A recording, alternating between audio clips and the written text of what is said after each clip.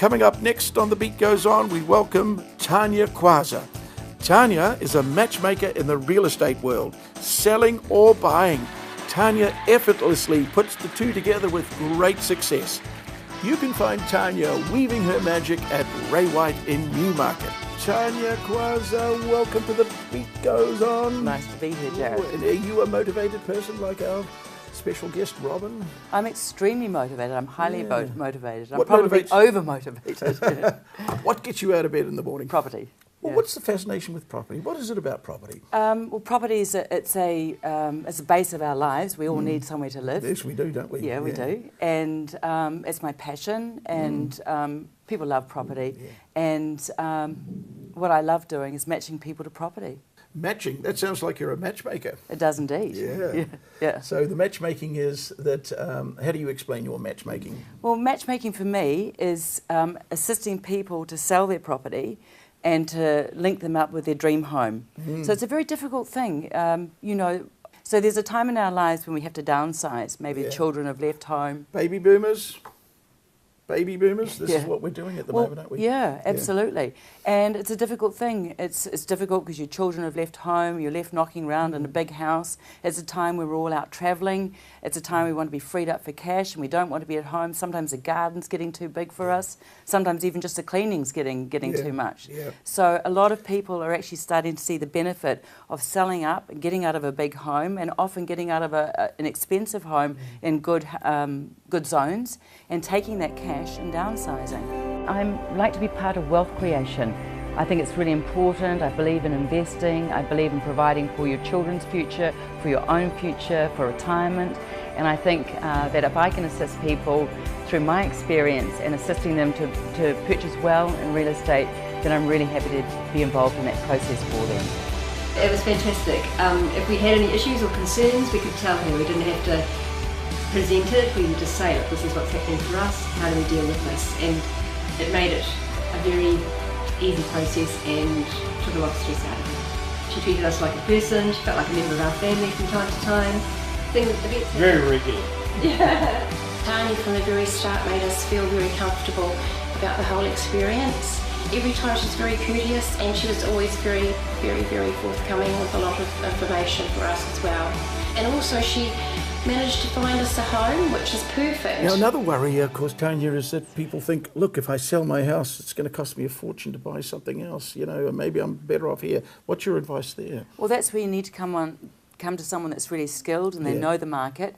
And so what I do when I meet people is that, aside from giving them a really accurate idea what the value of their property is, I also take in other properties so they know, because I think it's really good. Sometimes people want to actually pull out cash.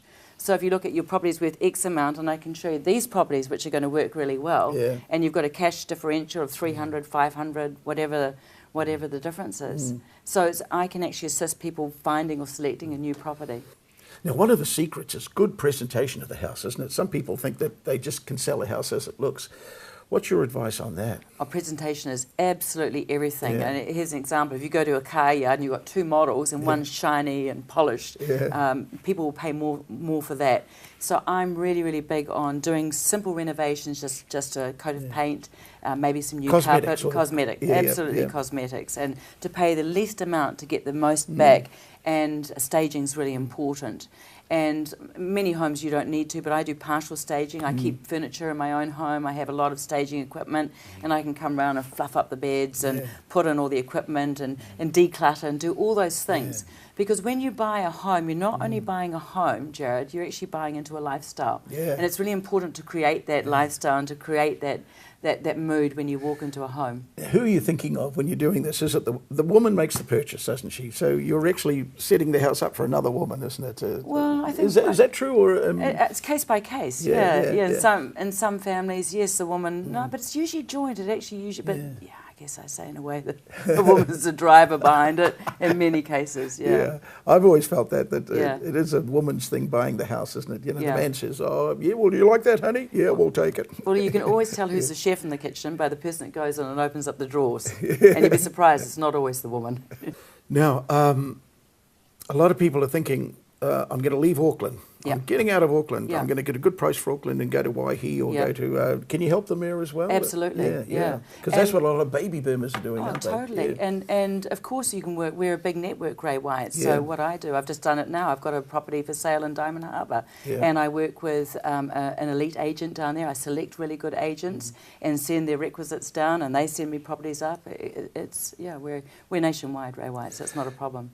Now, Tanya, how did you get into real estate? I know you said you love it, and you think property all the time. Yeah.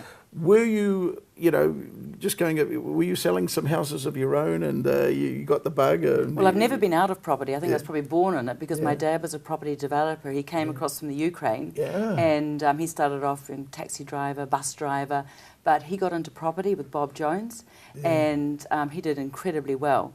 And so his passion for property, it's flown over to me. I used to spend my weekends driving around looking at proproperties. So I've always been in it. I've got the bug from an early age, and so his Ukrainian, that's very interesting. Is Dad still with us or is he... No. He's not, okay. He's not with us, But he's with me in spirit. He's with you. And how did we spell Dad's name? Kwasza? Kwasza. Z-A. And where did he come to New Zealand? He came in the 50s. In the 50s? Yeah. Gosh. Yeah. So there were very few Russian families then. Yeah. So why did he get out of the Ukraine? That's interesting. Well, it was a pretty fraught time there. He had to escape. It was not, and there was starvation, and it was a very miserable time. He had to leave. So, well, I know in the Ukraine in around about 1931, it was the worst. They had the worst famine in the world. Yeah. 2 million people died, and I suppose it didn't get that much better until 1950 either. So your dad got out in the 50s. Yeah, no, it was terrible. Where we'd wake up with another child, another sibling dead in the bed. You don't want to put that on TV. Yes. And did your dad tell you all those stories? Yeah. Oh, gosh. Yeah, really tough. So he came to New Zealand. It was a land of milk and honey. It was an opportunity for him, and he went for it. He really went for it. He loved New Zealand, and he's very passionate. He's always said that New Zealand could have 20 million people in it. Yeah, of course it could. And he just did really, really well. I'd sit in the car with him. He'd have a real estate agent in the car. He'd drive along down the street and just go, buy it. I'll have that one.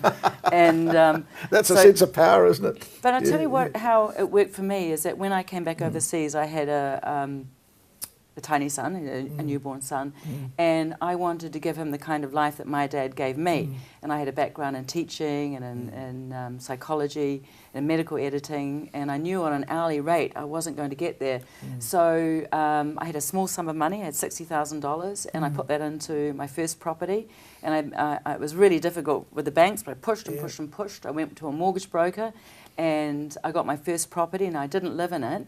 And I bought in a time when no one else was buying. I think that's actually a really good time to buy, right? That's common sense, isn't it? Yeah, good on you. And I did really well, and by the time, in 6 years, I'd got 6 properties. So I was buying 1 property a year and using the equity, Wow. And my advice is to people is not to be as gung-ho as I was. You've got to be structured, but to go ahead in property, not to be afraid of it, but to do it with advisors around you. It's really important. What a great background to be in Ray White Newmarket and be a property matchmaker. Yeah. I mean, you know the full story, don't you? Yeah, I do indeed. Yeah, So there's nothing, Jared, that gives me more pleasure than when I see people who don't expect to have either sold their property for the money that they get or to have purchased a property for how well they purchase it.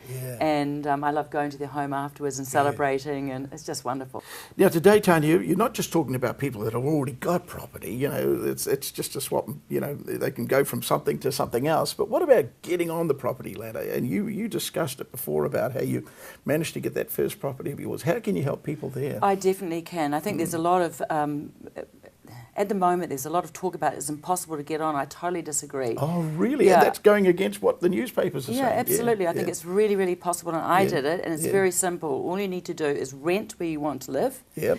Because a lot of people say, I don't want a 2-bedroom, I want a minimum 3, I want to be in this school zone. That's fine. Go and rent there. Get a home big enough so that you can have a student there or run an Airbnb to bring in the extra income, and use that income, get an investment property, and buy in an area where someone can assist where they know there's going to be growth. Oh, that's good thinking. Yeah. Go and live in the area of your dreams Yes, anyway, yeah. but be building an investment somewhere else, and one day you'll be able to buy that That's property. right, and you let that portfolio quietly tick along, Yeah. and that's what I did, and then I sold that portfolio and bought into my dream home, and it works really well. Good advice. And I think also people should be using families, and Kiwi families I think are very independent. I love how Indian families work together, and they actually give cash and get their children on the property ladder. Chinese are fabulous about getting properties. And us silly Europeans, we're all individuals, and we don't help each other. No. And I think it's really important if parents do, use their equity, assist their children. United you stand, divided you fall, don't you? Yeah. Wow. So you've seen the Indian families and the Chinese families. Yeah, absolutely. They've done very well. Very well, because they've they work joined together. Yeah. Yeah. How do we get hold of Tanya? So the best way to get hold of me is... Ray White, of course. Yes, but my mobile's easy to remember. It's 021... 021. I'm memorising this. 59... 3939.